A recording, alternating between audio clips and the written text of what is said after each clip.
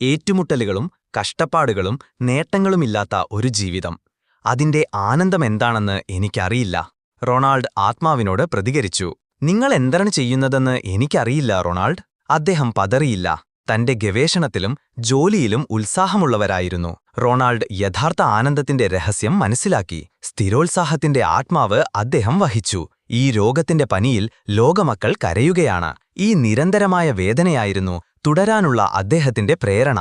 100-ലധികം കൊതുകുകളിൽ വിശദമായി പഠിച്ചു.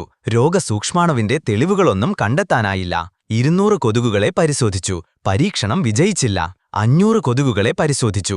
സൂക്ഷ്മാണുക്കളെ സമീപിക്കുന്ന ഒരു സൂചനയും ലഭിച്ചില്ല. ഒന്ന് ചിന്തിച്ചു നോക്കൂ.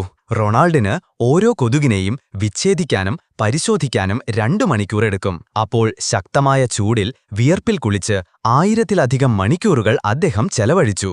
കൊതുകിന്റെ ആക്രമണവും കുത്തലും സഹിച്ച 1000-കണക്കിന് മണിക്കൂറുകൾ. എന്നാൽ സമുദ്രത്തിന്റെ ശക്തമായ തിരമാലകൾക്കിടയിലും നിരാശ ബാധിക്കാത്ത ആത്മാവാണ് മഹാന്റെ ആത്മാവ്. നിരന്തരമായി പരിശ്രമിക്കുന്നതിൽ നിരാശപ്പെടാത്ത വിജയിയുടെ ആത്മാവ്. അദ്ദേഹം തന്റെ ഗവേഷണങ്ങൾ തുടർന്നുകൊണ്ടിരുന്നു. അവസാനം ഒരിനം കൊതുകിന്റെ കുടലിനകത്താണ് മലേറിയ അണുവായ പരാദം വസിക്കുന്നതെന്ന് കണ്ടെത്തി. 1902-ൽ ഡോക്ടർ റൊണാൾഡ് റോസ് മലേറിയ കൊതുകുകളുടെ കണ്ടുപിടുത്തത്തിനും അവയുടെ പങ്ക് കണ്ടെത്തുന്നതിലെ വിജയത്തിനും വൈദ്യശാസ്ത്രത്തിനുള്ള നോബൽ സമ്മാനത്തിന് അർഹനായി. യൂറോപ്പിനു പുറത്തുനിന്നും ആദ്യം നോബൽ സമ്മാനം ലഭിച്ചതും ബ്രിട്ടനിൽ ആദ്യമായി നോബൽ സമ്മാനിതനായതും റൊണാൾഡ് റോസ് ആയിരുന്നു. ഈ കഥയുടെ അവസാനിക്കുന്നു. അടുത്തൊരു മോട്ടിവേഷൻ സ്റ്റോറിയുമായി വരാം.